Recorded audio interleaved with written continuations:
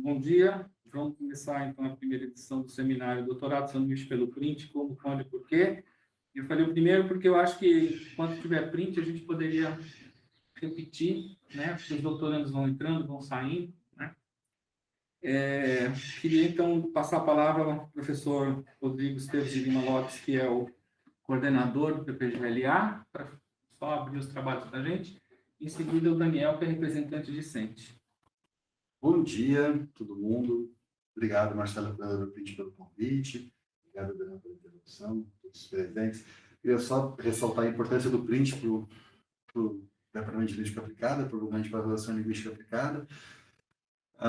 O print nos possibilitou diversos processos de internacionalização e diversas interlocuções, todas elas muito bem-vindas, né? E possibilitou excelentes experiências de pesquisa e de trabalho para os doutorandos que têm participado. Eu posso fazer votos que ele continue, tá certo? Que nós continuemos de produção e de interação que ele tem criado nos últimos anos, né? E dizer que os colegas alunos que estão aqui participando, todos eles sejam se sentem incentivados assim, a participar do print e tirar o proveito disso o máximo possível, porque é uma ótima oportunidade que a gente tem. Obrigado a todos. Obrigado, Rodrigo. Daniel, queria dar uma palavrinha? Bom, só queria reforçar o espaço que o Marcelo pensou em criar aqui com a gente de interlocução. Eu acho que, para além dos editais abertos, de como o print se coloca como uma possibilidade de internacionalização, esses espaços acabam aproximando a gente dos editais. Eu acho que acaba explicando um pouco, né, às vezes, da falta de em relação ao processo. Então, que tendo o print, né, mais vezes a gente consiga, né, retomar esse espaço de discussão de como é o caminho, o passo a passo, que nem sempre é óbvio, nem sempre é tão claro como deveria ser. E, enfim, em nome dos alunos, eu agradeço. Obrigado, Daniel. Obrigado, Rodrigo. Vou pedir, então, para vocês ir para lá e vou convidar duas das nossas palestrantes que estão aqui, a Bruna Frasato e a Cláudia e a Cátia La Sálvia. A Samires Polidori está aí online, teve problemas aí de saúde no dia. E eu convidei a essas três colegas aí, a Cátia já defendeu, já é agora, a Samira e a Bruna estão aí na boca do gol, né? Porque são as três pessoas que já usufruíram dessa bolsa. E eu acho assim, tem a questão burocrática que a gente fica preocupado, até a questão acadêmica, mas assim, para quem nunca fez um estágio, né, seria muito importante entender do que se trata, e que elas contassem um pouco uma pequena narrativa de como foi o caso delas, especialmente que deem dicas, né, de dentro ali do negócio. Então, primeiro eu vou, daqui a pouco, passar a palavra então, para a Bruna Frasato, que é doutoranda da linha de Linguagem e Educação Linguística, português língua estrangeira, na sub-área, né? Ela foi professora de português no módulo de acolhimento e avaliação do programa Mais Médicos para o Brasil, em Havana, Cuba. E o estágio, né, dela, a sanduíche, foi na Universidade de Birmingham, no Reino Unido, na virada de 21 para 22. Você voltou agora, né? Em abril. Tá. Então, eu vou te pedir aí para usar uns 15 minutos e falar com o pessoal. Eu sei que você está com o PowerPoint aqui, eu vou projetar. Tá. Então, bom dia, pessoal. Tentei fazer o PowerPoint só para tentar me organizar com o tempo e não ficar aqui falando a manhã toda, porque seria possível, para contar essa experiência meio doida. Eu agradeço o convite, acho que é um momento muito importante de diálogo, principalmente entre os doutorandos, né? A gente poder conversar sobre esses percursos possíveis e impossíveis, muitas vezes eles parecem impossíveis. Então, espero que a minha fala e a fala dos colegas consiga transformar um pouquinho essa dificuldade que é o processo. Pode passar. Eu organizei a minha fala nesses 3 pontos. Então, a minha experiência de estágio, antes da candidatura e após a aprovação no processo. Pode passar. Aí, só para acho que está um pouco pequeno para quem está aqui, mas só para fazer um parênteses, assim, para mim, pensar esse processo, pensar o estágio, ele, de certa forma, ele traz uma dor de cabeça, várias dores de cabeça, principalmente porque a internacionalização é um conceito muito importante na minha pesquisa de doutorado. E o tempo todo, para mim, esse percurso ele foi sobre pensar o que é internacionalização, como é que se dão esses processos, né? Quais são as políticas envolvidas em um programa de internacionalização e quais são os posicionamentos desses atores todos envolvidos. Então, eu estou falando do meu estágio, mas ao mesmo tempo eu estou pensando o tempo todo na minha pesquisa. Pode passar. Pensando nisso, eu acho que a experiência do estágio ela pode ser vista por diferentes perspectivas. Pode passar de novo.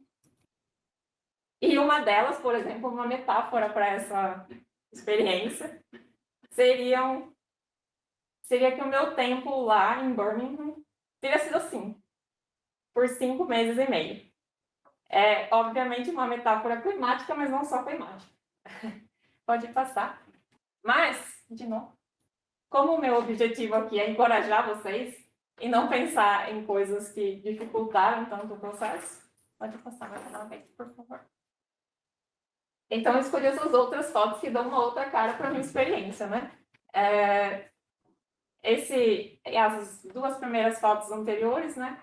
A primeira também tinha um relógio, e o relógio é da universidade. E ele é um ponto turístico assim, da cidade. Então, em 2 momentos diferentes. E eu gosto bastante dessa outra foto, que é justamente a transformação da estação. Quando estava tudo cinza, e de repente, no outro dia, surgiram muitos folhos, né? Então, acho que dá uma cara melhor para a experiência. Pode passar, por favor. Então, a minha experiência de estágio foi na Universidade de Birmingham, na Inglaterra. Eu fiquei cerca de 6 meses, com a partida em novembro de 2021 e o retorno em abril de 2022. Para entender um pouco sobre o que aconteceu lá e o que eu fiz lá, né?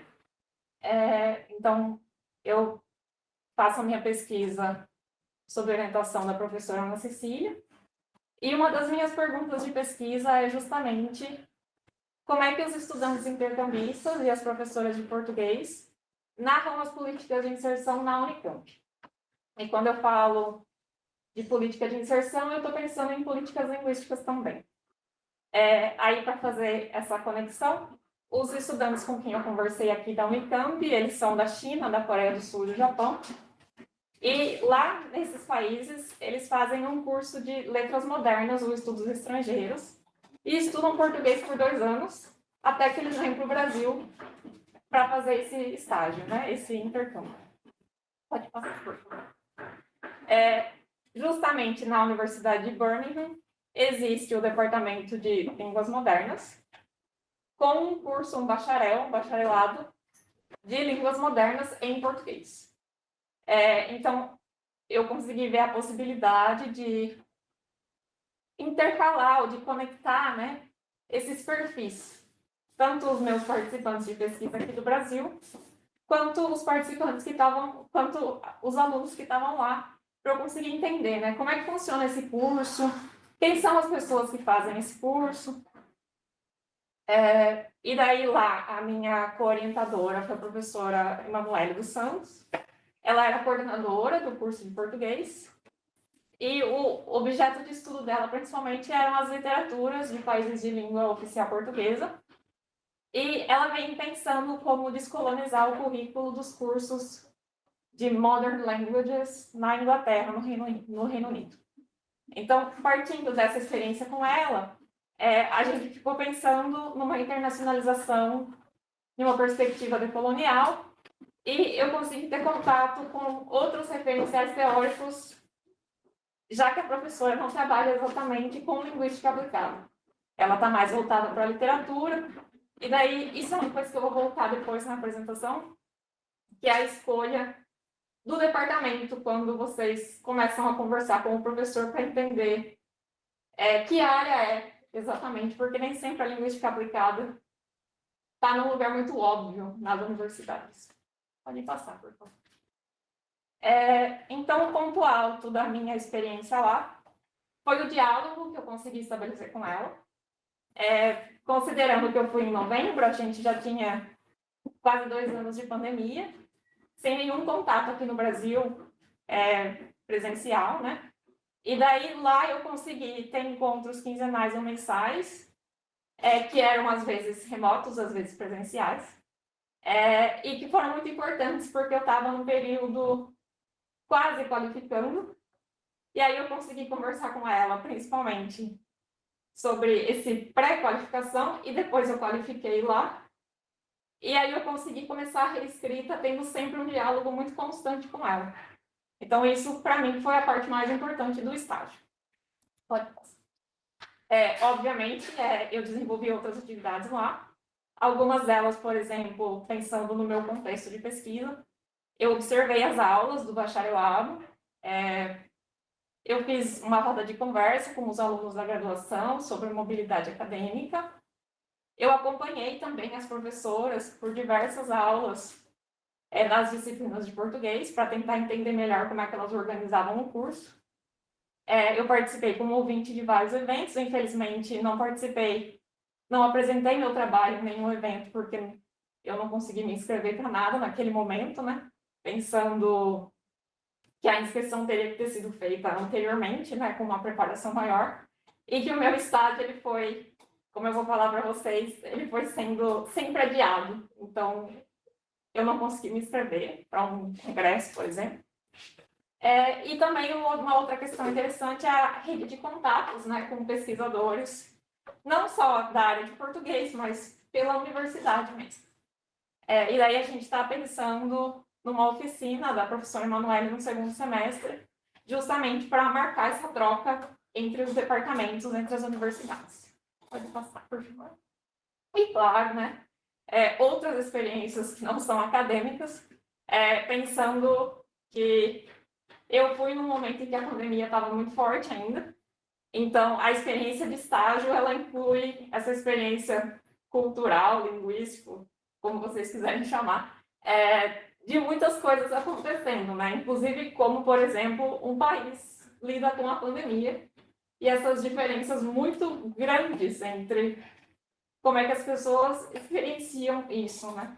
Eu acho que esse para mim foi um ponto muito forte. Pode passar, por favor. Então, antes da candidatura, esse é um slide muito simples. Eu acho que a parte mais importante, assim, é que para mim é um processo cheio de detalhes. Eu não vou falar muito sobre isso, porque eu imagino que o professor e o Cláudio também vão comentar sobre isso.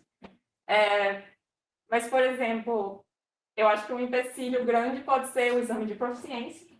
Então, sem o exame de proficiência, não tem candidatura, né? E aí, pensando mais na minha experiência, o contato com o professor no exterior, pensando se ele já participa do print, do projeto do departamento. No meu caso, a professora não participava, então teve todo um processo anterior à candidatura, que foi colocar a professora no projeto e pensar como ela poderia contribuir com isso. A gente pode falar mais sobre isso depois, se for o caso. E aí, como eu disse, entender a organização do departamento no exterior, principalmente no caso da linguística aplicada. No Reino Unido, particularmente, eu sei que em alguns outros países também, a linguística aplicada muitas vezes está na escola de educação. Na Universidade de Birmingham era assim. Então, lá era School of Education, e eu atravessava a rua e tinha a escola de artes e música, que era onde eu estava, na verdade. Então, existe o diálogo, mas nem sempre é muito óbvio, né? Então, pensar onde é que está isso. Às vezes vai estar na escola de ciências sociais, ou sei lá. Então, pensar onde é que está, para pensar também nos diálogos possíveis, né? Como estabelecer isso.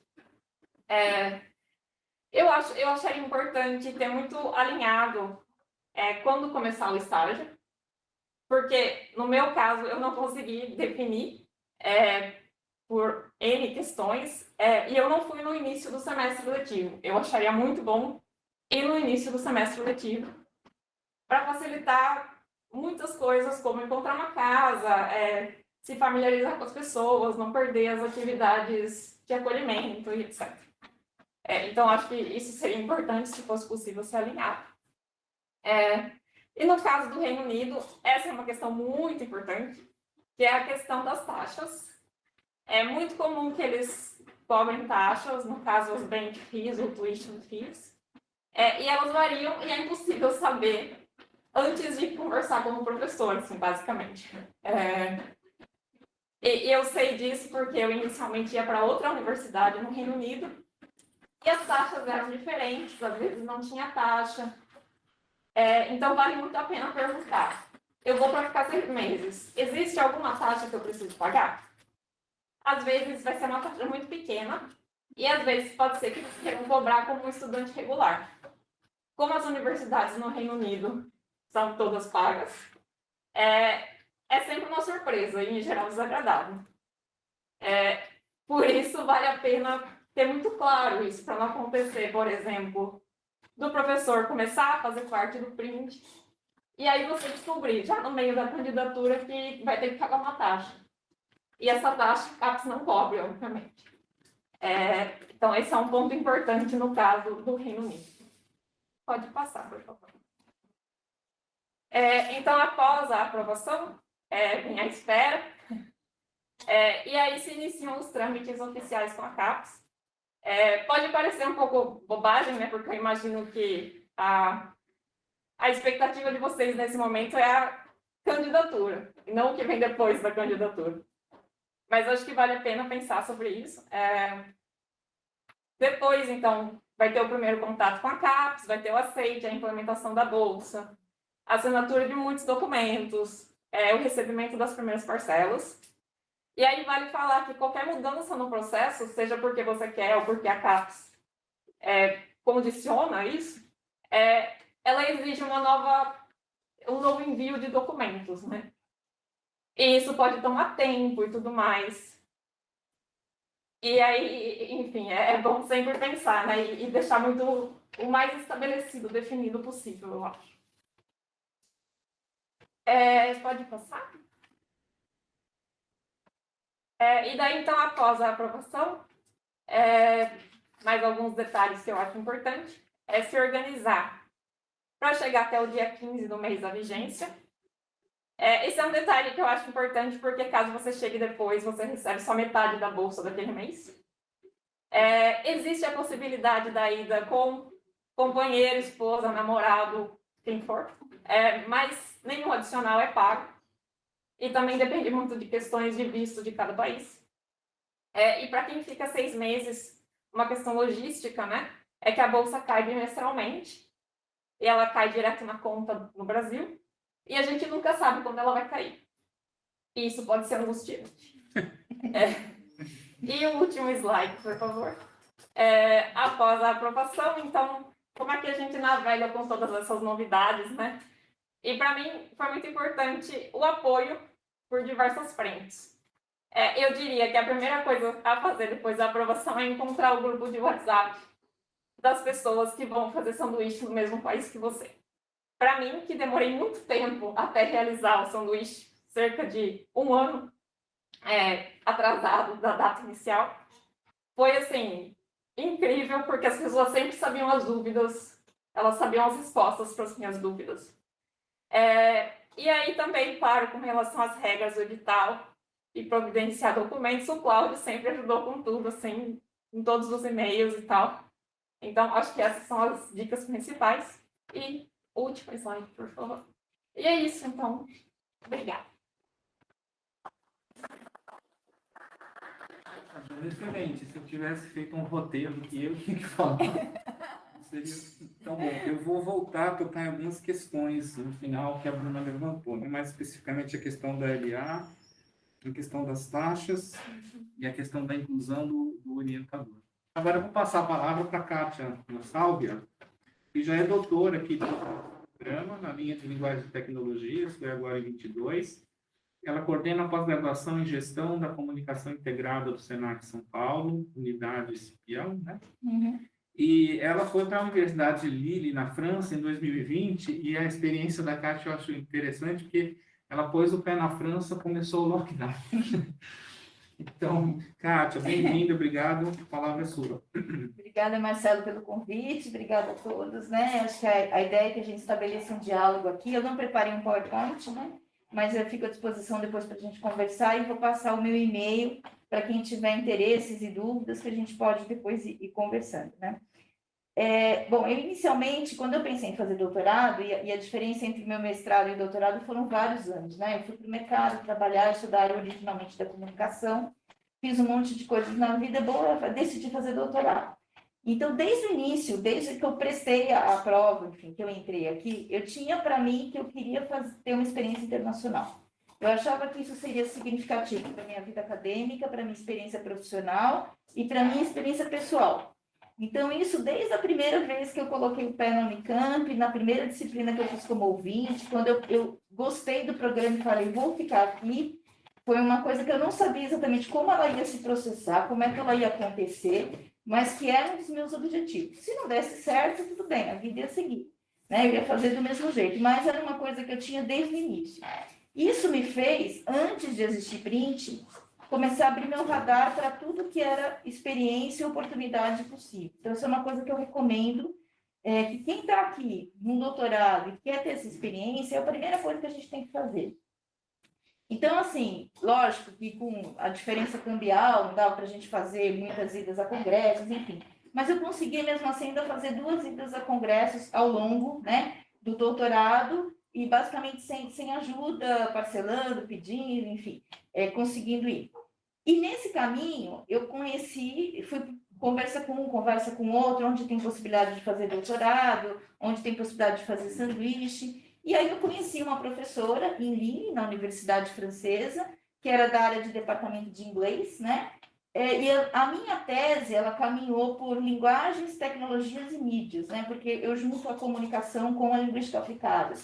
E eu achei com ela uma interlocução muito interessante, escrevi para ela e comecei a trocar mensagens com ela, isso ainda em 2017. Eu estava basicamente no meu primeiro ano aqui.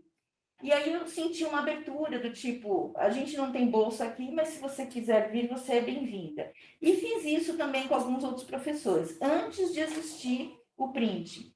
E aconteceu, acho que num momento interessante, que quando o print começou a ser organizado, eu fui orientada do professor Rodrigo, né? E olha, eu estou em contato com a professora Nick Rivan, lá em Lille, também estou pensando em outras possibilidades, enfim. Quando o processo de credenciamento, enfim, de homologação do print aconteceu, a gente já convidou, aí já de um jeito formal, via departamento, né? Para integrar esse projeto. Então, a própria parceria com a Universidade de Lille, ela se firmou a partir dessa conversa que já estava acontecendo, né? Então, acho que essa é a primeira grande dica para quem pensa em projetos de internacionalização, de bolsa sanduíche especial de print. Começar a ver quem são os professores que fazem parte, as universidades que estão nesse grande processo. Eu não sei se ainda dá tempo de mais credenciamentos, né, Marcelo? Depois vocês falam disso, acho que é uma coisa importante, né? Ou se a gente tem que aderir aos que já estão credenciados, né? Não sei esse tipo de informação.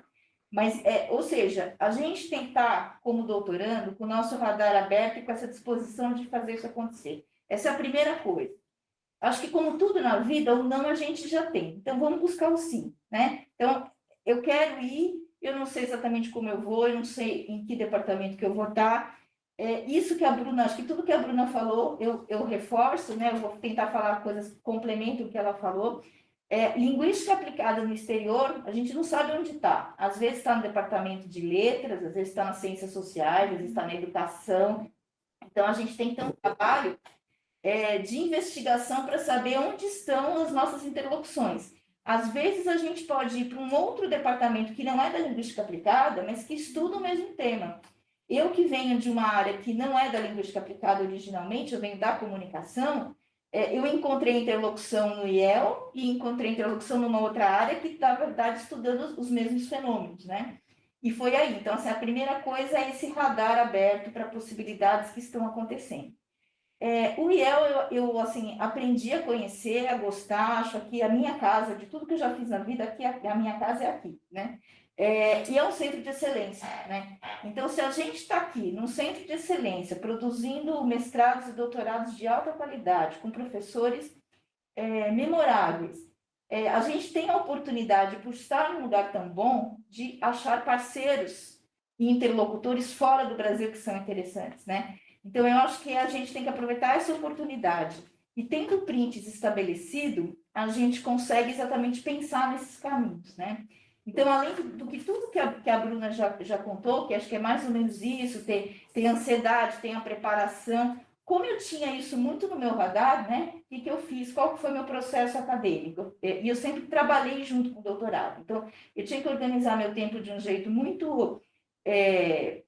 assim, dividido em caixinhas para eu conseguir dar conta de tudo, né? Então, eu peguei os meus 2 primeiros anos e tentei tirar todas as obrigações do curso, né? Então, fiz todas as disciplinas, tudo que eu tinha que cumprir fiz a qualificação de projeto, tentei publicar, tentei participar de congresso, né?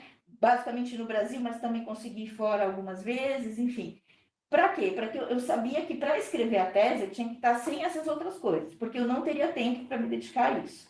Então, desde o início, eu já olhei assim, eu tenho certificação de inglês. Quando eu comecei a conversar com essa professora de Lille, eu já falava um pouquinho de francês, né? E ela era da de inglês, então eu podia me comunicar com ela em inglês perfeitamente, mas eu falei, não. Então, eu tenho que colocar na minha lista de atividades ter a certificação em francês, que pode ser que seja importante lá na frente, né?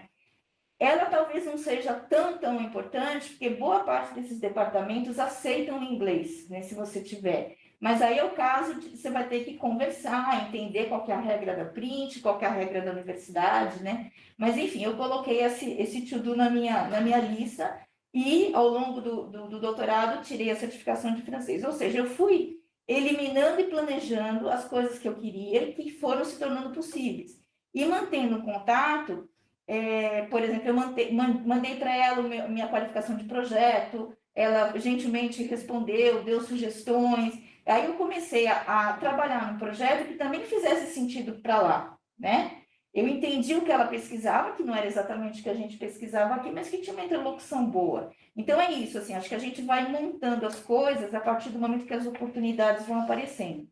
E tentar sempre a história do radar, da antena, calibrada para perceber as oportunidades. Aí eu me inscrevi, era um momento que o projeto, acho que foi lançado, eu fui acho que a primeira ou a segunda, aí acho que a segunda, se não me falha a memória, e aí tem a seleção, aí você espera os retornos da CAPES, e na verdade, assim, quando a CAPES aprovou no final, eu já estava bem naquela fase de fim de ano, então meu visto atrasou tanto que eu perdi o que seria a data, eu iria originalmente em janeiro de 2020. E como o visto não ficaria pronto, o processo foi o que a Bruna comentou, ele volta para o zero. Então eu tive que mandar toda a documentação de novo. Enfim, eu consegui embarcar 12 de fevereiro, né? Então, ou seja, a gente está lidando, eu nunca sabia se na semana seguinte eu ia viajar.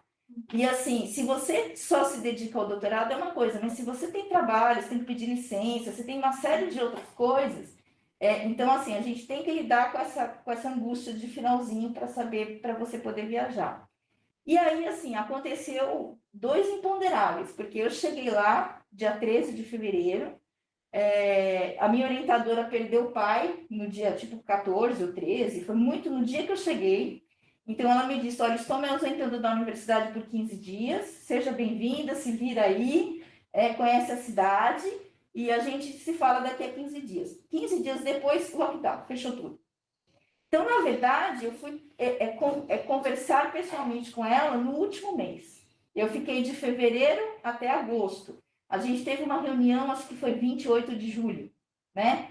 Ela me atendeu durante as férias escolares, porque julho é férias escolares, né? Então, não é que nem aqui que as coisas funcionam, não, as coisas fecham, as pessoas tiram férias. Então, tem uma característica multicultural, que algumas coisas funcionam de um jeito diferente no Brasil. Fim de semana, hora de trabalho, férias é férias, né? Então, as coisas são muito menos maleáveis do que o nosso jeitinho brasileiro de resolver tudo. Então, essa é uma experiência que também agrega academicamente, mas agrega pessoalmente, né? Então, assim, eu não vejo qual seria a razão para que um doutorando não tente um CapSprint. Eu tenho todos, assim, apesar de ter passado confinada, no meio de uma pandemia, deu tudo diferente do planejado, é uma experiência sensacional. E a gente tem uma oportunidade de estar num centro de excelência, que é o IEL, em interlocução com um parceiro fora, e isso pode dar um desdobramento para a carreira da gente, né? Porque a gente vai vir a fazer depois, para um futuro pós-doc, para um fellowship, para uma... Enfim, a gente não pode mais pensar que a gente vive no Brasil atualmente, mas a pesquisa ela é global, né? Com as suas características regionais, mas enfim. Eu acho que a gente chega no momento de doutoramento que a gente tem que olhar para os nossos interlocutores em outro lugar. E eu não sei se isso era uma coisa que eu tinha como premissa, de olhar para o mundo, que até o meu tema caminhou para aí, né? Eu comecei querendo estudar uma coisa específica, que era o transletramento, que era uma pesquisa que acontece na França, principalmente, e eu acabei achando fenômenos semelhantes com nomes diferentes em vários lugares, né? Então, eu não fiz pesquisa de campo, então teria sido inviável fazer pesquisa de campo lá, porque simplesmente fechou tudo, né? Não foi um fechamento parcial como aqui. Depois desses 15 dias que foi a minha chegada inicial, tudo fechado.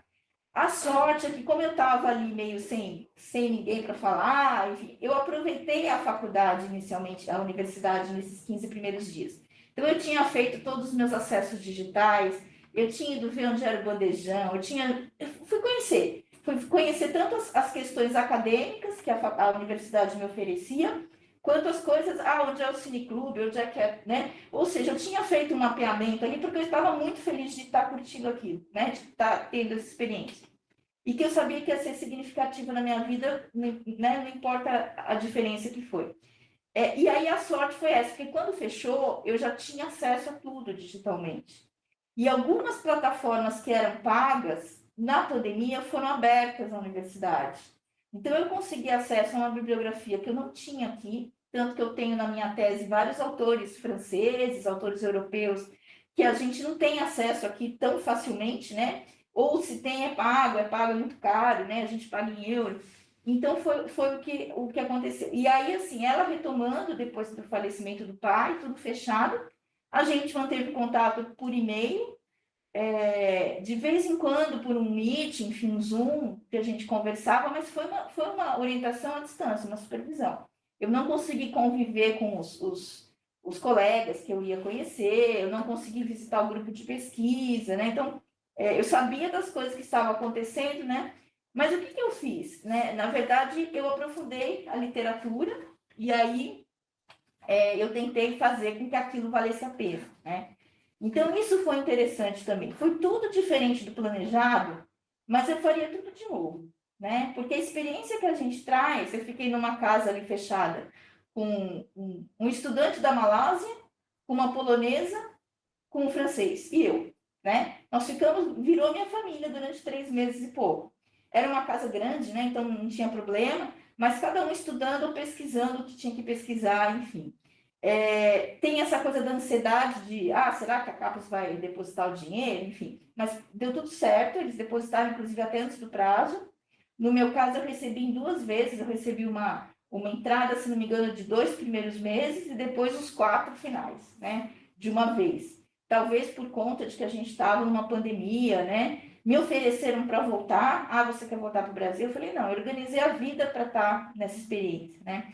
Então, eu tentei aproveitar o máximo possível dentro das condições que eu tinha. Manter a sanidade, manter a tranquilidade, li tudo que eu não consegui ler quando estava no Brasil, né? Produzi alguma coisa, e foi bem interessante, e isso é uma questão também cultural. Eu produzi na pandemia e passei para a minha orientadora lá. E eu fui, na verdade, ter mais um aporte teórico lá, né? Eu não fui fazer campo e eu não fui fazer disciplina, eu já tinha feito todas aqui.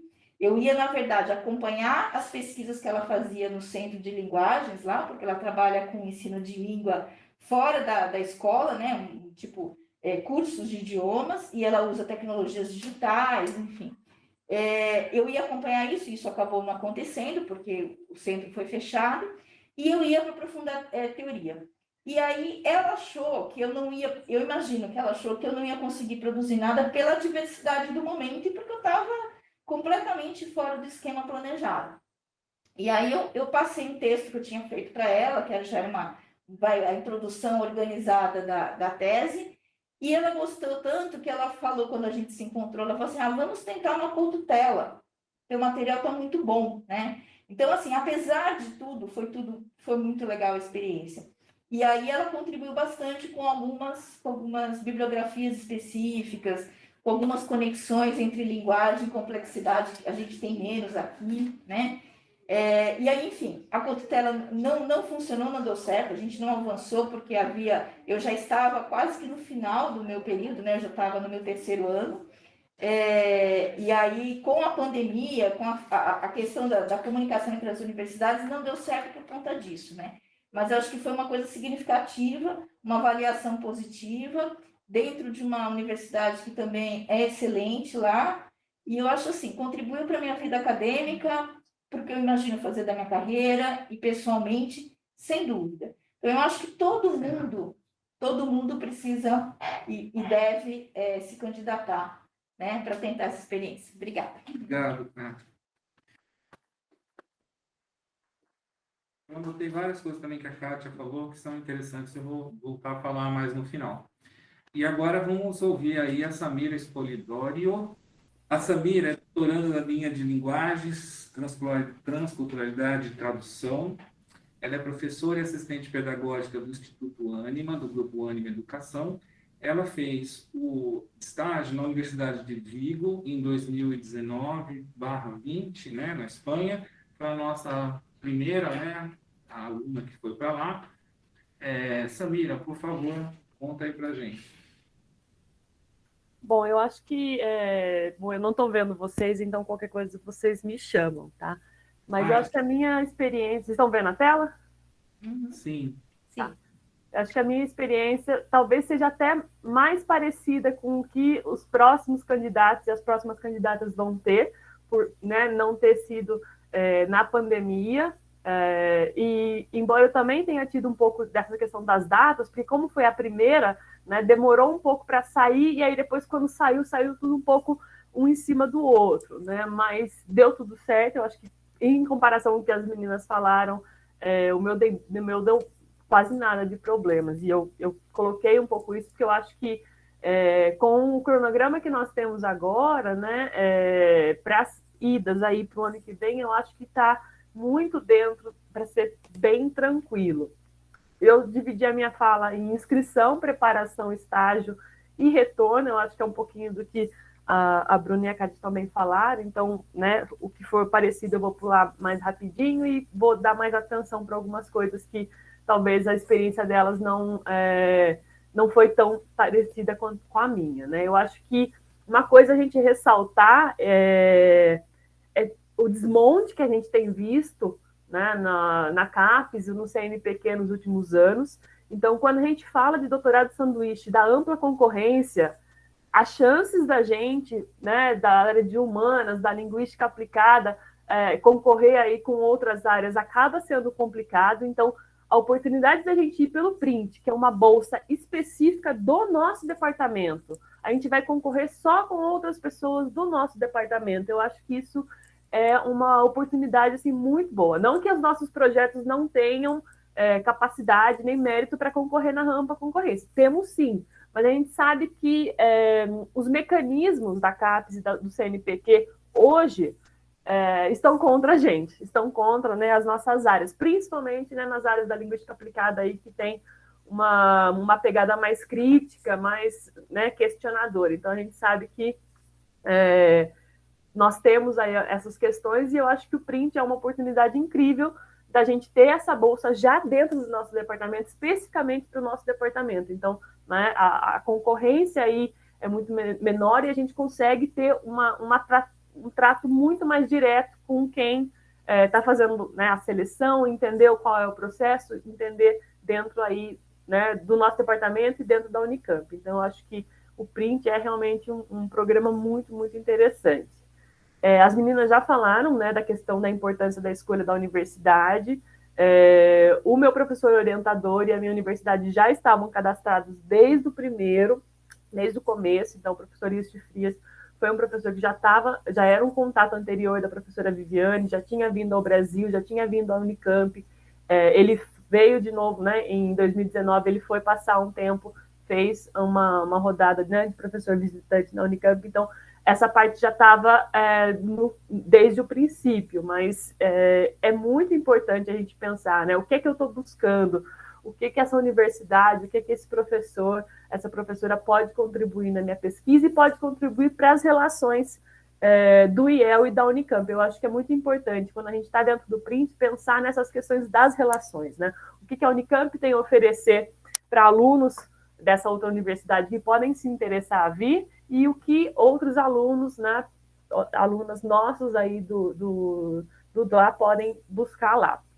A documentação, então, como as meninas falaram, né, a escrita do projeto, o nosso edital, ele vem bem minucioso no sentido de quais são as partes, o que precisa ter cada parte. Eu não senti nenhuma dificuldade na escrita do projeto. A minha orientadora também acompanhou de perto, nós trocamos, né, muitas ideias, inclusive com o meu orientador também, para que o projeto ficasse bem alinhado com o projeto da Unicamp, com o projeto do DLA, com a minha pesquisa aqui, com o que eu poderia desenvolver lá. Então, eu acho que esse momento de comunicação foi muito importante, mas acabou sendo uma escrita, né, relativamente tranquila. As cartas também, né, consegui as cartas, eu precisei trocar algumas cartas do orientador por detalhes da data, por detalhes de especificar, por exemplo, que a questão da proficiência, né? E eu fui para Vigo. Vigo fica na Galiza, que é uma comunidade autônoma da Espanha, que tem a língua oficial o galego. Então, o espanhol, apesar de estar dentro da Espanha, é uma língua secundária. Então, o edital principal da CAPES não determinava a proficiência do galego, determinava a proficiência do inglês ou do espanhol. E, né, na carta o professor escreveu que bastava o português, né, que é muito parecido com o galego. Quem fez das letras, a gente sabe aí da história da língua portuguesa, que o português veio do galego. Então, a minha proficiência que eu já tinha de língua inglesa, né, e o português foi suficiente. Eu não precisei nem correr atrás do DEL ou do CL, que são, né, aí os que estão listados para o espanhol, para a Espanha. Porque naquele espaço, naquela universidade, o galego e o inglês eram mais importantes, né? E eu lembro muito da procuração. A procuração foi a única documentação que me deu um pouquinho mais de dor de cabeça, mas já foi depois da aprovação, porque eu precisei, assim, para ontem, achar uma pessoa para ir comigo no cartório. Então, assim, foi a única coisa que me deu um sustinho, foi essa procuração, mas também foi resolvida em questão de 30 minutos no cartório, sabe? Mas foi a única coisa, assim, que saiu um pouquinho, que fez meu coração palpitar, vamos dizer assim, porque precisava com um pouquinho mais de urgência. De resto, eu achei que foi tranquilo, mesmo quando eu precisei refazer alguma coisa, também eu tive, né, prazo para isso. A questão do visto, acomodação, né, viagem, eu acho que o valor do auxílio instalação e do seguro-saúde e duas parcelas que veio, né, bem no começo, me ajudou a pagar alguns desses custos. Eu sei que outras pessoas tiveram que pagar o visto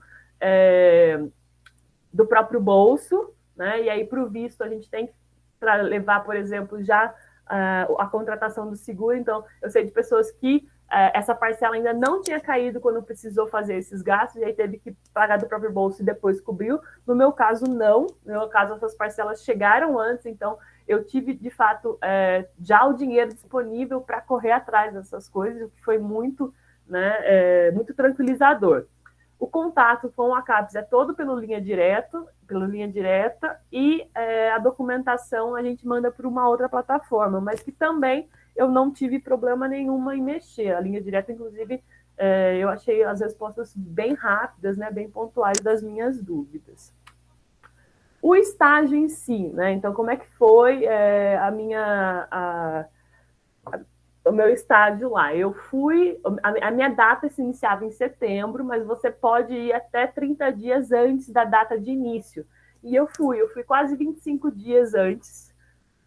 De novo, como eu já estava, né, já tinha esse dinheiro, já tinha feito o planejamento, eu fui em agosto para me aclimatizar, conhecer a cidade, comecei a fazer aulas de espanhol, fiz aulas de galego, comecei algumas leituras recomendadas pelo orientador que estava de férias na época, mas ele me mandou algumas coisas. E aí, em setembro, foi quando começou o período de estágio e o ano letivo. Então, eu peguei todas as atividades de boas-vindas, tudo do ano letivo começando, assim, sabe? Então, foi tudo muito bem alinhado. Eu chegando, eu começando, eu já estava lá quase um mês, então eu já estava, né? O jet lag já tinha ido embora. Eu acho que foi uma situação muito, muito, muito legal. Teve uma reunião com o meu orientador, nós definimos aí, né, quais seriam os cronogramas das atividades. Em outubro e novembro, eu participei de muitas aulas da graduação e da pós, porque fazia parte, né, do meu projeto assistir algumas aulas, entender como é que a tradução é trabalhada lá, né, como é que eles ensinam tradução nesse curso, que é um curso de excelência da Espanha. Então, eu tive a oportunidade de assistir, de estar presente na sala de aula de vários professores, fui apresentada a vários professores, fiz muitos eventos extracurriculares na universidade e consegui ir em 2 eventos internacionais por valores assim que muito baixos, que estavam todos dentro do meu orçamento da bolsa, né? Nesse momento eu estava só com a bolsa mesmo. Então eu fui para Dublin num evento, e eu fui para a República Tcheca também. Tem um pequeno processozinho rapidinho que você manda uma autorização para sair do país, mas é super tranquilo, né? A minha orientadora aqui, meu orientador lá autorizaram, eu enviei o material, o pedido para a CAPES, e menos de 20 minutos estava autorizada a minha saída do país. Então, assim, não... imagino que seja só, assim, protocolar mesmo, essa questão de você, né, sair do país e voltar. E eu consegui, sim, a cotutela. Então, boa parte do meu tempo lá também foi a gente alinhando, passava aqui, passava lá, tinha que mexer alguma coisa. Então, e hoje a gente já tem esse acordo aprovado pelas 2 universidades. Então, se mais alguém precisar, né, eu imagino que seria uma questão aí de trocar nomes, mas o acordo de cotutela já foi aprovado nas 2 universidades. Então, seria aí uma porta de entrada para outras pessoas que quiserem também fazer isso, né? Dezembro foram as atividades específicas do programa de doutorado lá, então eles não têm aulas de disciplinas da pós igual nós temos aqui. Eu já tinha completado todos os meus créditos, mas eu queria viver aquilo o máximo possível. Então eu fiz, né, todas as atividades lá que estavam concentradas em 40 horas em dezembro. Em janeiro, boa parte de janeiro foi férias. Em fevereiro, quando retornou às aulas, eu pedi a extensão de 60 dias sem ônus para a CAPES, né? Que eles permitem. Então, você não vai receber mais bolsa, mas você ainda pode ficar mais 60 dias no país. Então, eu fiz esse processo. O problema é que aí veio a pandemia e eu retornei para o Brasil, né? Então, eu pedi a extensão e desses 60 dias eu acabei ficando 15 dias só. Mas, assim, é pouco, né, perto do que as meninas relataram aí, do que a pandemia afetou o estágio delas, do que a pandemia afetou o meu estágio. E a CAPES me deu muito apoio nessa volta. Então, a minha passagem já estava marcada para o final de abril, e eles mandaram, né, o comunicado perguntando se a gente queria voltar. Eu fiquei 12 dias na pandemia lá, com tudo fechado na Espanha. A Espanha, né, depois da Itália, a Espanha foi um dos países ali naquele comecinho estava mais forte, então estava multando o pessoal na rua e tudo mais. Então eu fiquei 12 dias na pandemia fechada, e aí quando eu percebi que não ia melhorar, eu aceitei o pedido da CAPES, e a CAPES pagou tudo. Eles me pagaram assim de porta a porta. Então eu peguei táxi da porta de onde eu morava até o aeroporto, 3 voos da porta do estacionamento à porta da minha casa. Então eu senti esse apoio muito grande, né, nesse momento extremamente turbulento que foi aí o início da pandemia e o retorno ao Brasil. Eu vou falar um pouquinho da universidade, para que, né, não só quem é da linha de tradução, mas outras linhas também podem se beneficiar na Uvigo. Então, eles têm 5 programas de doutorados diferentes: estudos linguísticos, estudos literários, estudos avançados de língua inglesa, a área de comunicação e a tradução e para a tradução, que foi o programa para qual eu fui. Então, dentro da faculdade de Filologia e Tradução, há muitas outras opções, né, que podem ser exploradas já através desse convênio que já está, né, aí em vigor. Eles têm 4 cursos de mestrado, um deles é a de Linguística Aplicada, então a Linguística Aplicada está dentro dessa faculdade de Filologia e Tradução. Eles têm esses estudos avançados em língua inglesa, que trabalha linguística e literatura, né, da língua inglesa, tradução para comunicação internacional e tradução multimídia. Então, como vocês podem ver, a tradução é muito forte. Lá tem 2 mestrados separados, né, de tradução. 3 cursos de graduação, então filologia aplicada ao galego e ao espanhol, línguas estrangeiras modernas, que daí eles têm, acho que alemão, inglês, francês e português, e a tradução e interpretação também numa variedade ali de línguas bem interessantes. E eles têm uma especialização, né, que é a tradução para a indústria do videogame, que é um curso pioneiro na Europa toda e, né, também na Espanha, muito, muito, muito interessante, que eu tive a oportunidade de acompanhar a segunda turma. Então, foi assim, foi muito enriquecedor, né, participar desse curso que estava começando e ver como isso foi organizado por lá. Foi muito legal. Especificamente do doutorado em tradução e para tradução, são 23 docentes só trabalhando com tradução, são 10 linhas de pesquisa separadas. Oi? Me perdoa te interromper, só para avisar que você precisaria encerrar em mais uns 2 minutinhos, tá bom? Tá, eu tô terminando já tô terminando.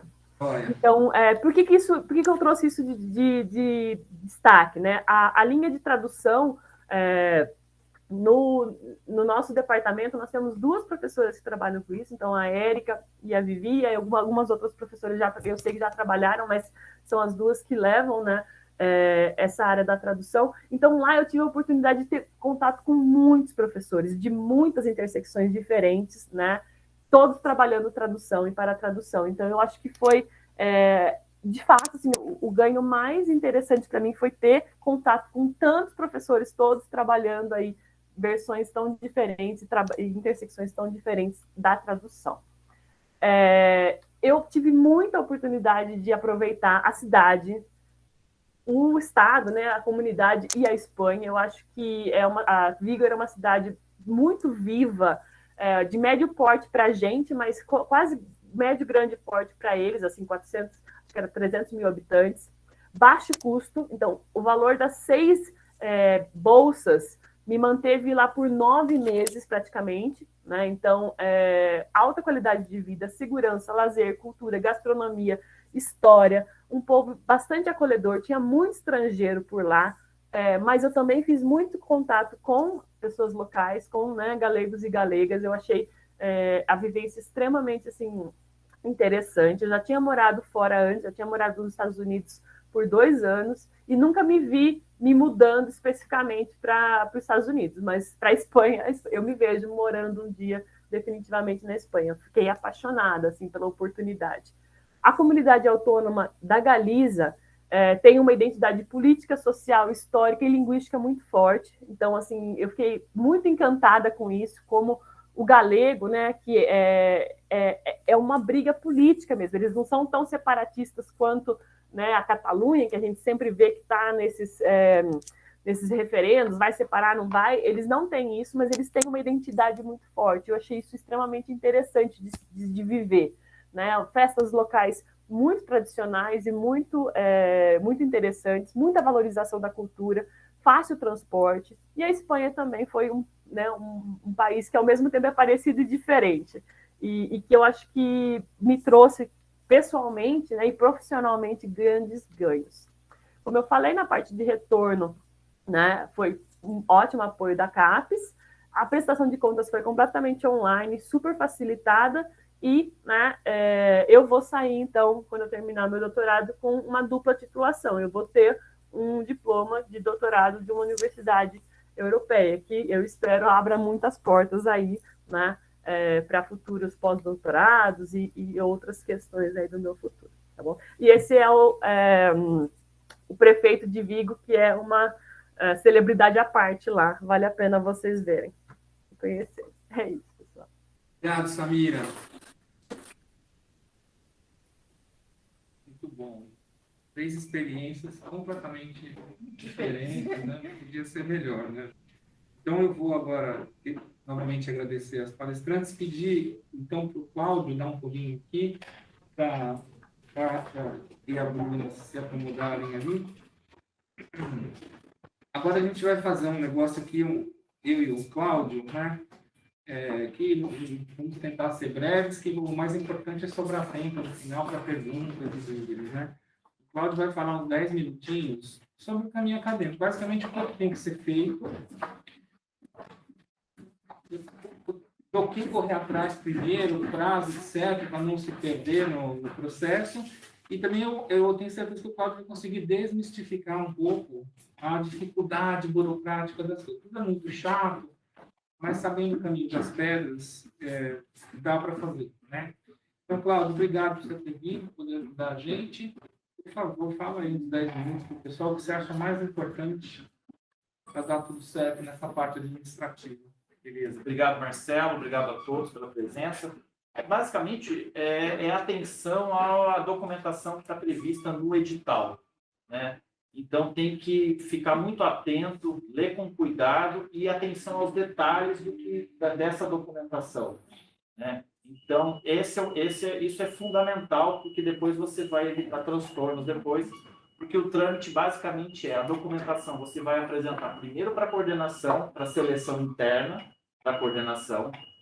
Depois, essa documentação, né, do candidato que for selecionado pela comissão, essa documentação é submetida à pró-reitoria de pós-graduação, que aí, por sua vez, faz uma primeira implementação, e depois essa documentação é enviada à CAPES, né, que aí faz a implementação final, e aí, a partir desse ponto, aí o contato é direto da CAPES com o próprio aluno, né, para enviar alguma documentação suplementar e cuidar da implementação da bolsa, do recebimento dos recursos.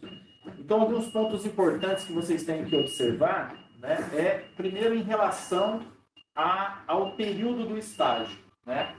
Então, vocês têm que, esse período tem que bater em toda a documentação de vocês. Então, tem que bater no projeto, né, no plano de trabalho, na carta do orientador, na carta do orientador estrangeiro, na carta do orientador aqui no Brasil, né, no formulário que vocês preenchem. Então, essas datas não podem estar diferentes. Então, tem que ficar muito atento. E o início e o término do estágio tem que ser sempre o primeiro dia do mês. Independente da data que você vai chegar, de quando você vai viajar, né? Então, isso para fins burocráticos, o período do estágio é sempre o primeiro dia do mês, né? E o último dia do mês, né? Ficar atento, por exemplo, com o mês de fevereiro, né? Se é 28, se é 29, e também, independente se é domingo, se é feriado, sempre o último dia do mês também. Então, o estágio por exemplo, de fevereiro a julho, coloca lá de 1º de fevereiro de 2023 a 31 de julho de 2023. Né? Só um exemplo. Então, sempre colocar dia, mês e ano, né, na documentação.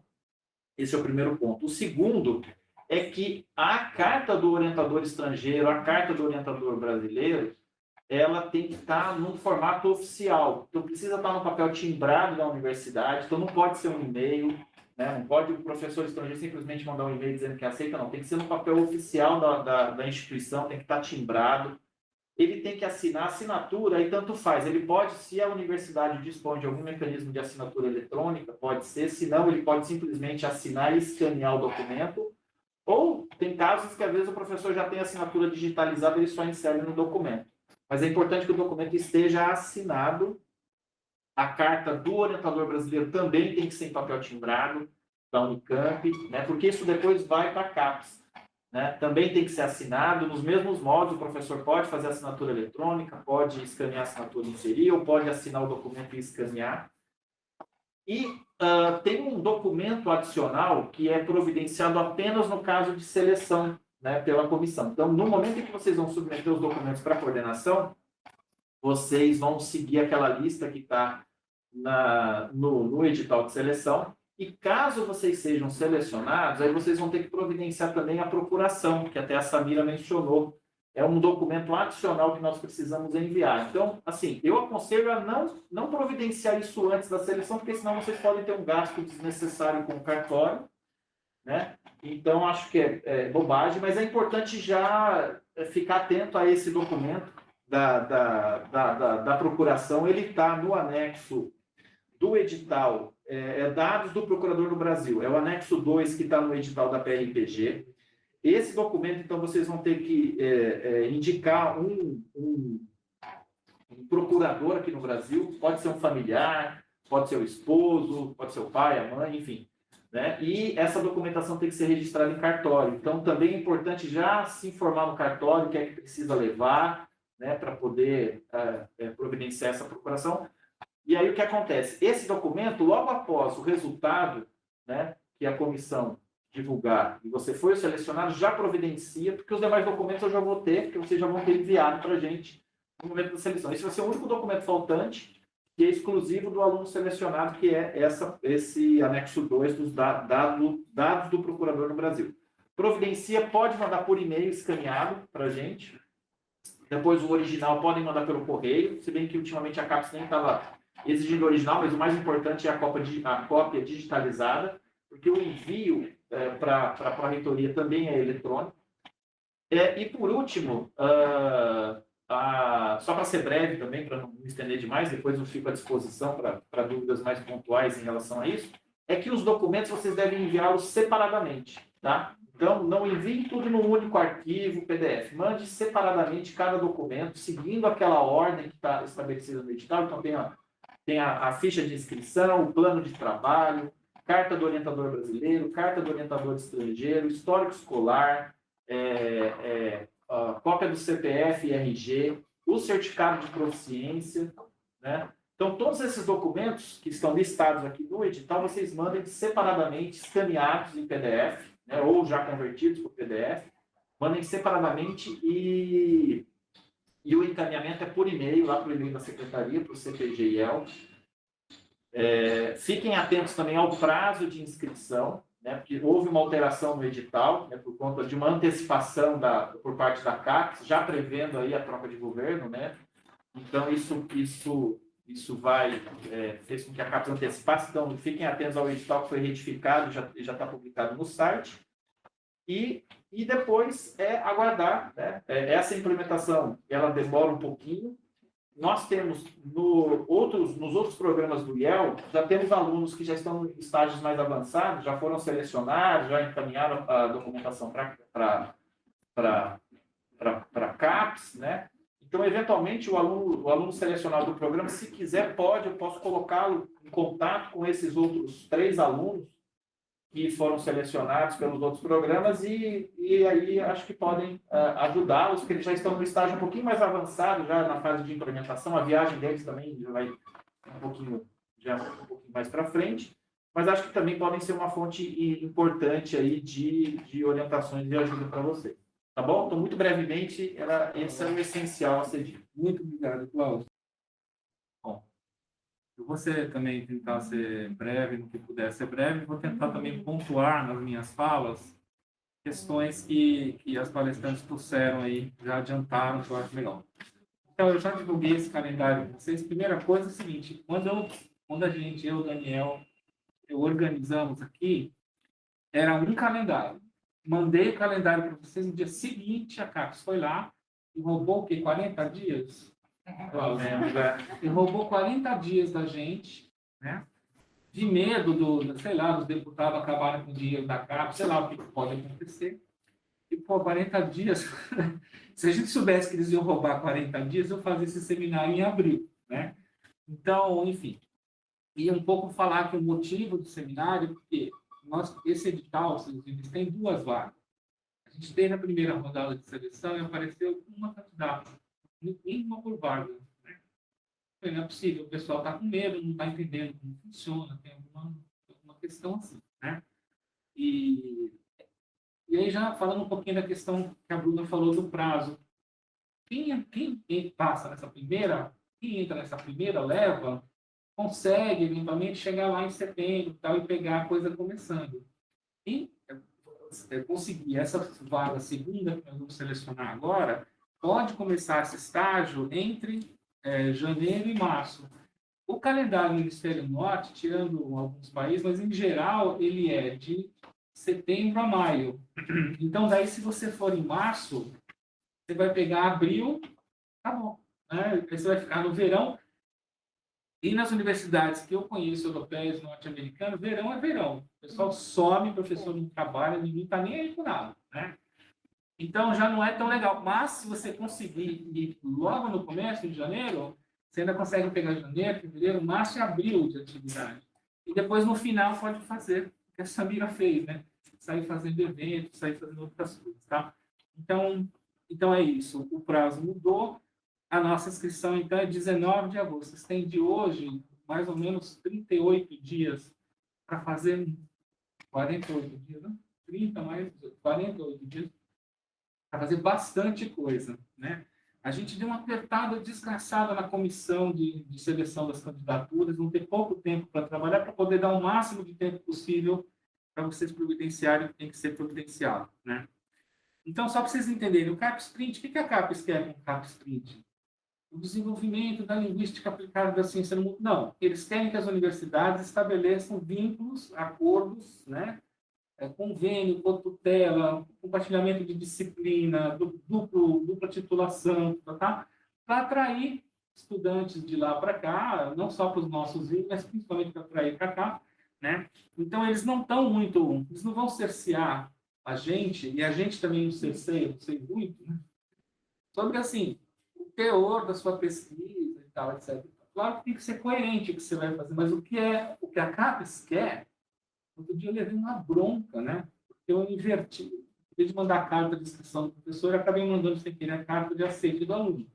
A mulher me descascou. Falou assim, eu não quero saber do aluno, eu quero saber se vocês vão fechar acordo. Então, o meu papel de coordenador do projeto é tentar manter isso com esse tipo de resultado. Resultado acadêmico é importante para o programa, por isso eu chamei o Rodrigo aqui. Se você está lá fora, a gente espera que você produza alguma coisa. Fiz uma apresentação no seminário, sei lá, submeti um capítulo de alguma coisa, né? Então, isso é importante para o programa. Mas, para a Unicamp conseguir se manter nesse projeto da CAPES, é importante que se estabeleça um laço. Ou que você vá fazer esse estágio como reforço de um laço que já existe ou que já está em construção, tá? A diferença da Bolsa Balcão, alguém falou Bolsa Balcão, suponho que foi a Samira, né? Simplesmente quem tem CAP Sprint não tem Bolsa Balcão. Então, os alunos nossos aqui que quiserem fazer pós-doc pela CAPES, quiserem fazer sanduíche pela CAPES, é nesse edital. Não adianta, não, vou pegar a bolsa genérica da CAPES. A CAPES não deixa quem tem print fazer. Por quê? Porque ela privilegiou as universidades que passaram no print, né? A gente já usou 3, uma já por causa da pandemia não conseguimos usar. Bolsa de sanduíche não vira ano. Então, se nós não preenchermos essa segunda vaga, acabou. Todo mundo perde uma bolsa, né? Significa que, da próxima vez, eles vão falar assim, o povo não gosta muito do sanduíche, vamos, no sentido acadêmico do sanduíche, então vamos dar menos bolsa, né? O que a gente conseguiu fazer? Converter para trazer uma jovem pesquisadora formada no exterior que tinha chegado no Brasil recentemente, que foi a Paula Lameu. A gente aproveitou o dinheiro, mas a bolsa a gente não conseguiu por causa da pandemia, né?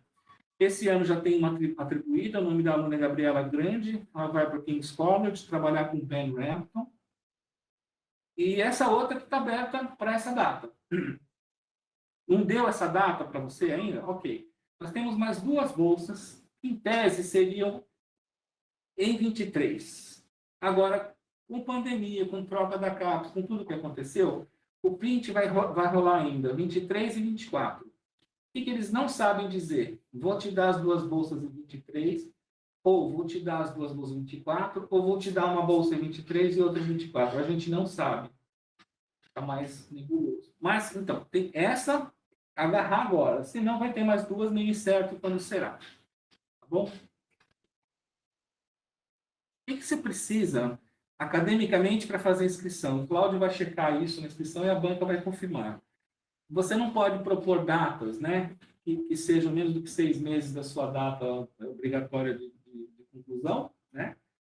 Faz sentido, né? Você tem que voltar do estágio, não dá para você voltar hoje e defender amanhã, né?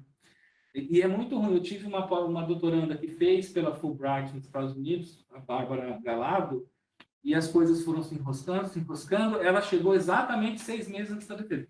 Os piores 6 meses da vida dela, né? Porque você leva 2 meses quando você volta só para se organizar. Né? Tem que ter feito todas as disciplinas, tem que ter, não adianta fazer isso se você entrou em 22, é vedado só o ano que vem, tem que ter a proficiência, né? E tem que ter a concordância do seu orientador, né? É meio óbvio que ele vai concordar, mas tem que ter, né? Senão a gente não faz, né? Agora, tem algumas recomendações. Não está no edital que você é obrigado a ter feito qualificação. Mas como é que você vai para um estágio, numa coisa nova, se você nem qualificou o projeto, né? Então, não qualificou, mas o teu projeto está bem feito, o orientador concorda de lá também, ninguém vai barrar vocês na comissão de avaliação, de seleção por causa disso. Mas é recomendado, né? O que é mais recomendado ainda? Daí, várias delas, das palestrantes falaram, né? Vamos dizer assim, eu arrumei um parceiro na Noruega, é exatamente a minha pesquisa, ele é maravilhoso, eu vi na internet o nome dele. Vou escrever para ele e ver se ele topa fazer um sanduíche. Pode ser que o cara fale topa, porque interessa para eles trazer aluno brasileiro, pagando, a CAPES paga, né? Mas acontece que isso é o tipo da coisa que a CAPES não vai deixar a gente dar bolsa para você, porque cai no balcão, e o print não é balcão. Então, é muito importante que exista, ou que esteja em construção, ou que já esteja consolidado, uma relação do orientador do PPGLA com o orientador externo. Então, por exemplo, o caso da Samira. O Yusti e a Viviane já colaboravam, fizeram um convênio, ele foi professor visitante. Quando ela foi tranquilo. Ele foi cadastrado na CAPES no começo do print, né? Se alguém quiser trabalhar com ele, não precisa ser aluno da Viviane necessariamente, né? ou da né? Pode entrar em contato, né? Fala, olha, eu sou do programa, um acordo com o programa, tá? Aí você tem casos, mas assim, a Emanuele dos Santos lá de Birmingham. A Bruna tinha feito contato com a professora da Birkbeck em Londres, estava tudo mais ou menos andando, tudo desandou. A Emanuele tinha vindo para o Brasil numa missão de Birmingham. Eu participei da reunião lá na reitoria, tinha o contato dela. Enfim, ela estava afim de fazer, o trabalho, ela estava afim de fazer. Então, o que a gente fez? A gente cadastrou a Emanuele com uma carta de intenção. E que o departamento dela falou assim, olha, a professora aqui, então tem a carta de aceite do aluno. Esse é na mão do Cláudio. Para mim, você vai ter que dar uma carta, se é um professor novo, uma carta que diz assim, o departamento do cara, o professor fulano está autorizado a ser parceiro do print, nós temos interesse em desenvolver uma parceria, etc., com o departamento de linguística aplicada da Unicamp. Com essa carta, eu cadastro o cara no print. Se lá na frente você fez o estágio, o cara e o seu orientador se desorientaram, se desentenderam, não deu nada, tudo bem, o cara tinha intenção e ele declarou, né? Então, mas tem que ter essa relação. Então, não é vou catar e depois peço uma carta para o seu orientador. Você tem que ver junto com o seu orientador, de preferência alguém que já seja parceiro. Eu não pus aqui, mas vou botar no slide que eu vou mandar para vocês os parceiros que a gente já tem, que estão lá cadastrados na CAPES, né? Você tem a Nick Rivens lá em Emanuele dos Santos em Birmingham, Lúcio Frias na Espanha, e tem o Edward King em Bristol. Aí entra o que a Bruna falou. Precisa tomar um certo cuidado, porque não é que nem aqui no Brasil que eu vou fazer não sei o que no FMG, é tudo de grátis. Precisa existir uma dispensa dessas taxas. Para ter dispensa, tem que ter acordo. Eu vou mostrar mais no final que muitas universidades já têm acordo com a Unicamp. Então, se esse parceiro for de uma universidade que já tem um acordo, facilita muito. Claro, eu fui lá para Bristol tentar fechar um acordo, existe um memorando entre as duas universidades que diz que não se cobra mensalidade. Na hora de assinar, o Escritório Internacional chamou meu parceiro e falou assim, de graça que vocês ainda não. Primeiro, vocês precisam construir um relacionamento de pesquisa, trazer verba para a universidade, que é o que a gente está fazendo. Então, precisa, a Bruna falou assim, você precisa saber mesmo. E às vezes vale a pena pagar porque é uma taxa pequena, né? Às vezes não. Então, quanto mais o cara já tiver alguma relação, melhor. Se ele não tem relação nenhuma, então que seja um cara, o seu coordenador, o seu orientador, a sua orientadora, e ele tem a intenção de trabalhar junto. No caso aqui, a Emanuela e a Ana Cecília não trabalhavam juntos, mas agora já está rolando uma integração. Então, o estágio, aí eu consigo dizer na CAPES, olha, não tinham um convênio, não assinaram um convênio, mas a partir do estágio tem tal coisa acontecendo. Né? E a ideia é chegar a fechar um acordo. Então, passa pelo seu orientador para conversar. Não vai catar alguém, pede só uma carta que não vai dar certo. Né? Outra coisa que o edital pede, a gente tem esse projeto de diálogos transversais no estudo da linguagem.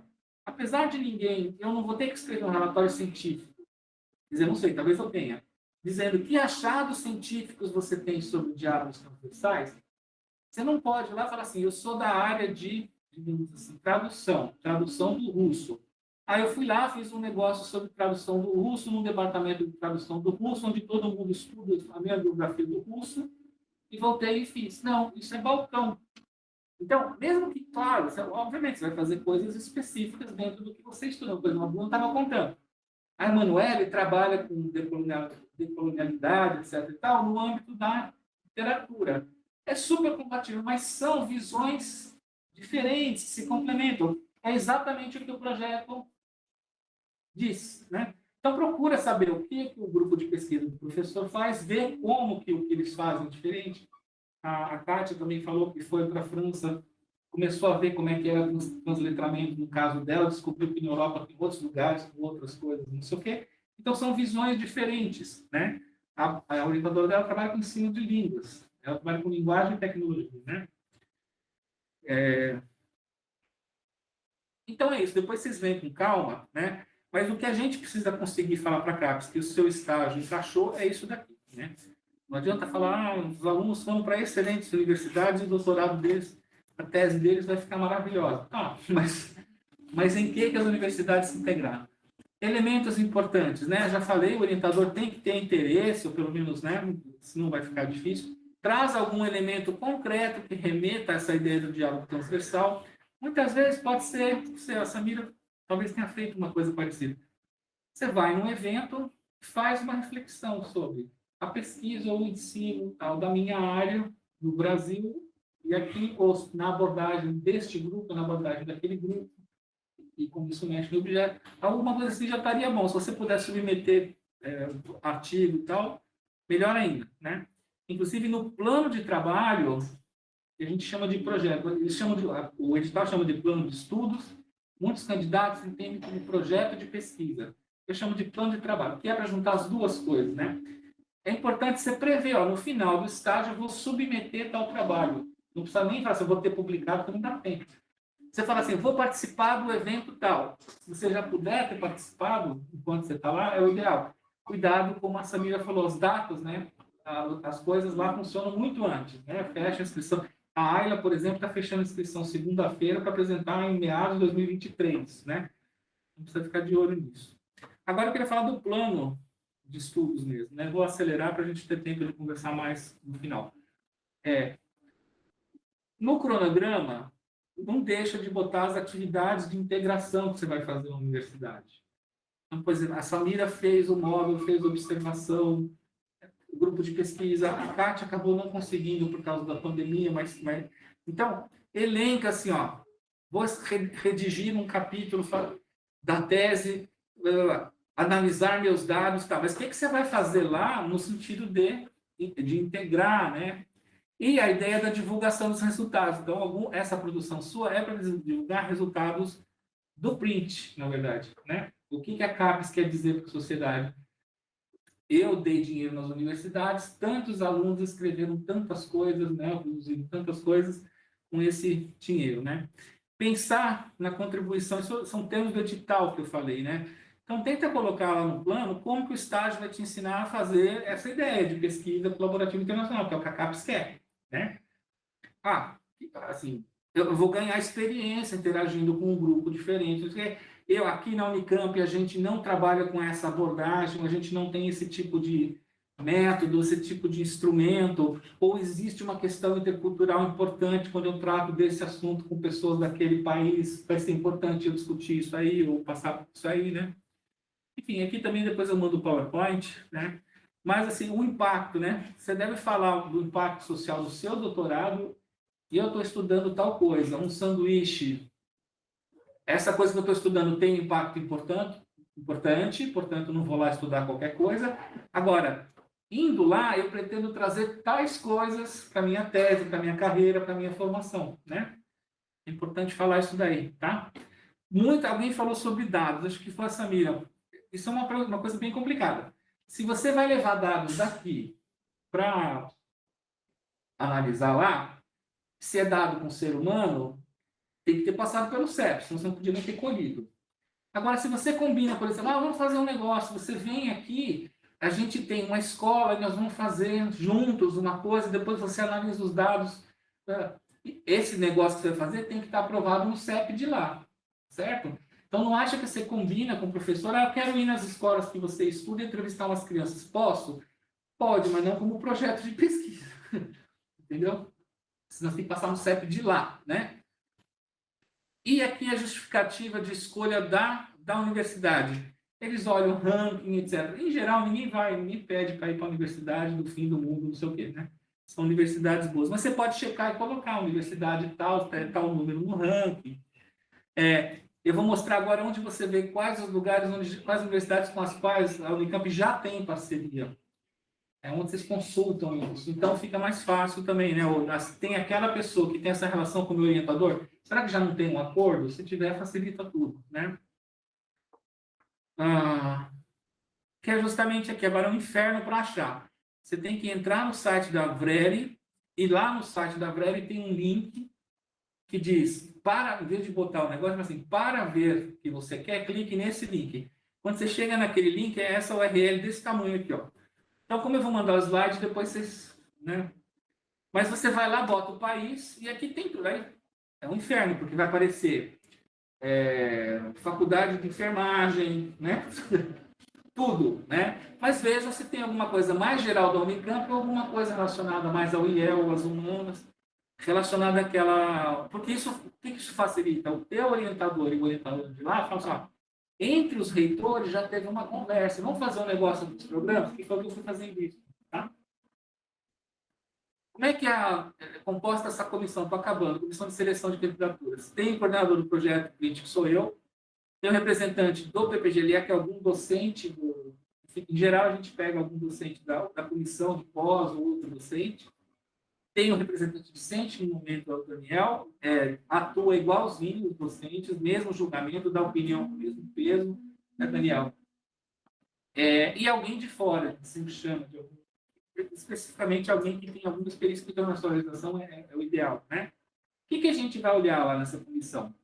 Adequação do desempenho acadêmico do aluno. Porra, você está há 4 anos não qualificou o projeto. Seu CR está baixo. No teu relatório semestral só tem orientadora reclamando que você não produz. Você não vai ganhar bolsa no bicho. Nem tem. Né? Não, tá bem. Acabei nas disciplinas, minha orientadora está ok comigo, cumpri o que eu fiz com ela e tal, qualifiquei o projeto, não é obrigado, mas supostamente está tranquilo, né? Pertinência do orientador da universidade, pertinência das atividades propostas, pertinência ao quê? A sua tese, ao projeto, diálogos transdisciplinares, a sua linha de pesquisa, né? A gente, às vezes, a pessoa fica muito, assim, muito preocupado em escrever aquela introdução justificativa e fundamentação teórica de 8 páginas, sendo que, às vezes, a comissão nem tem expertise muito para ficar catando o problema de que tem um equívoco conceitual. Claro que você vai olhar, porque se o cara escreveu um negócio sem pé nem cabeça, ele vai fazer a gente passar vergonha lá, né? Mas é menos disso e mais mostrar como que o estágio, como que a questão que você quer se relaciona com o lugar que você vai e como que esse estágio vai contribuir para aquilo acabar. E a parte, é que nem o CEP, mais ou menos, a parte, assim, introdução justificativa, pergunta de pesquisa, objetivos, ela é menos importante, ela pode ser mais resumida, não precisa ser detalhada demais, tá? Até ajuda a banca, né? Se ela não tiver que ficar se perdendo no cipual, conceitual, etc. Tiver mais tempo de falar, a questão é essa, a teoria é isso, a área é aquilo, fica mais simples, né? mais imediato, tá? Em caso de empate, produção biográfica da pessoa, CR e nota da proficiência, tá? Aqui, eu ia falar, leia com atenção o projeto e o edital, mas o Cláudio já falou. Basicamente, era isso que eu queria dizer. Pessoal que está aqui, alguém tem perguntas? Marcelo, só uma dúvida, eu vi aqui no edital, a estágio, não tem Portugal como país, uma possibilidade de essa conexão. Só Não tem. Em que edital se viu isso? esse aqui tá no site. Eu só, Acho que é o anexo 4 aqui, ó, do edital. que eu não vi como Tem aqui, a seguir estágios aos países instituições com os quais aumenta 70% dos recursos para a parceria devem ser alocados. Acho que não é excludente, né? É só... Não, aí está dizendo quais são os países que no a edital CAPES aqui. quer. Mas isso, eles estão dizendo que vão pôr mais dinheiro nisso. Pois é, por isso que eu fiquei na dúvida. mas Não, aqui tudo bem. A não. CAPES está dizendo que vai pôr mais dinheiro nisso, mas não precisa. Depois fala que o restante podem ser alocados em parcerias com instituições de outros países, conforme prioridade. Mas os prioritários, 70% para esses aqui. Mais alguém aqui? Acho que a única questão de Portugal é que a proficiência é em inglês. Ah, Eles pedem você proficiência. tem que ter proficiência em inglês mesmo sendo em Portugal. Não, mas eu não. Eu escolheria outro país, mas foi só curiosidade mesmo. Só que eu não tinha. Não, foi ótimo que você falou, porque a gente Eu não- estava achei trazendo uma total. professora visitante de Portugal. Seria uma... Ainda bem que você falou, mas não, está tudo certo. Aqui no chat tem... a Samira está comentando que a taxa dela foi 230 euros por ano. Pois é, tem taxa, mas é palatável, né? A Fátima de Souza pergunta, Fátima Souza, a universidade que nos receberá precisa ter programa de pós-graduação ou basta um doutor que possa nos acompanhar? Fátima, tem que ter um programa de pós-graduação porque o print é para fazer acordo entre programas.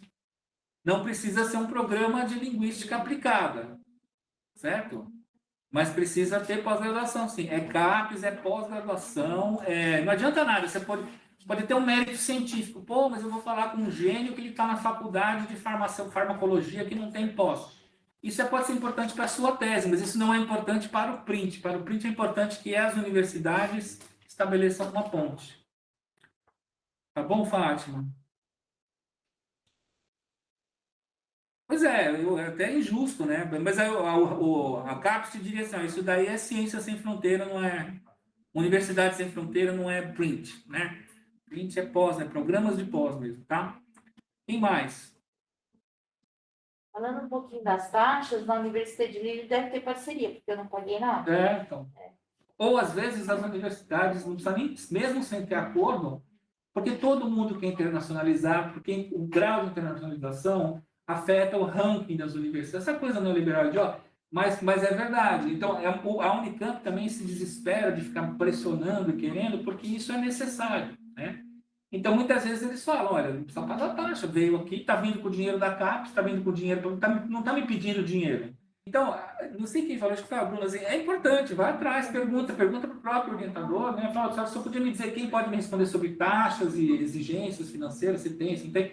Agora, quando tem convênio, em geral já diz, o documento básico lá de convênio da Unicamp diz, ó, os alunos cuidam da comida, da viagem, quer dizer, quem recebe não tem responsabilidade pelo cara, agora quem recebe também não cobra nada do cara. Esse é o acordo. É a mesma coisa quando alguém vem para a Unicamp. O cara vem de qualquer país para a Unicamp, da Alemanha.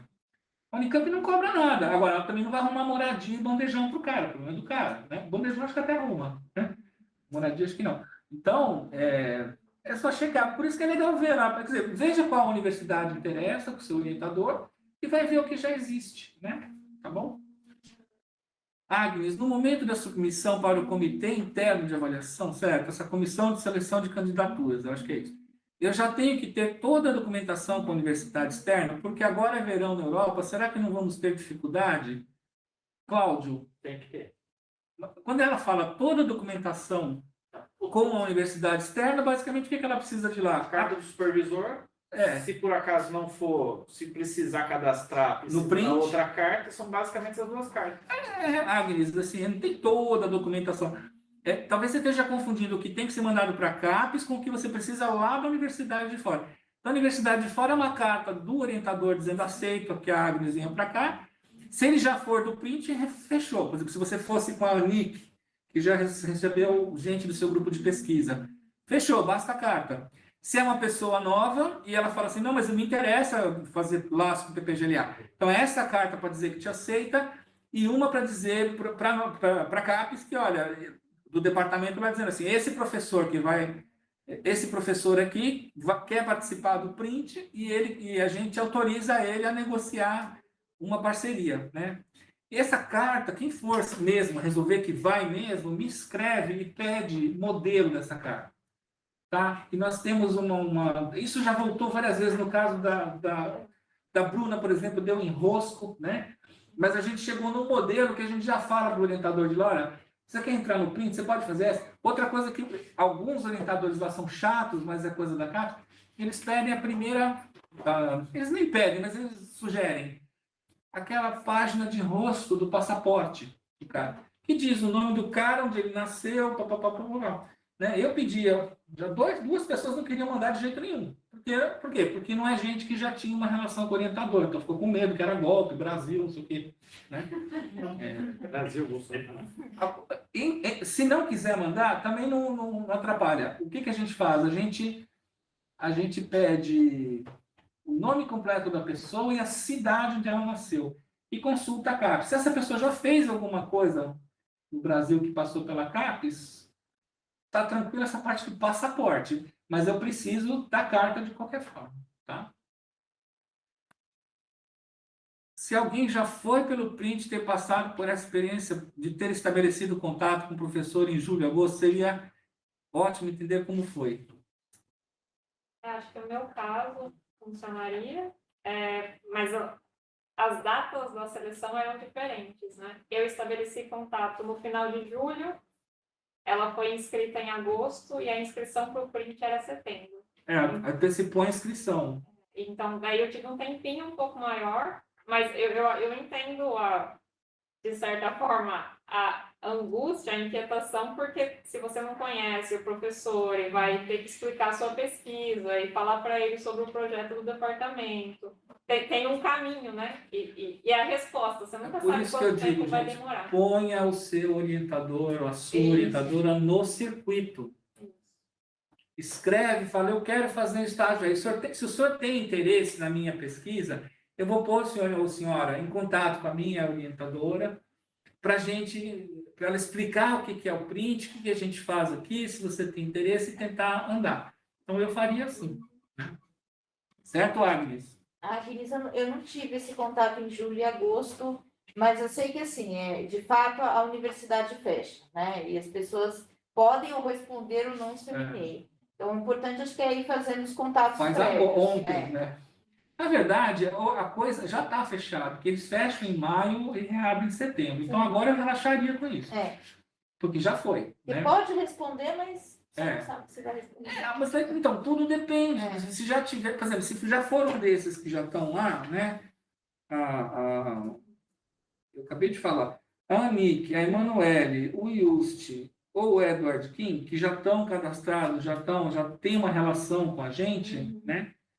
É muito mais tranquilo, né? Às vezes até, por exemplo, sei lá, uma aluna de PLE quer fazer alguma coisa em Vigo. Pô, a Érica faz contato com o cara para a Cecília mandar alguém, né?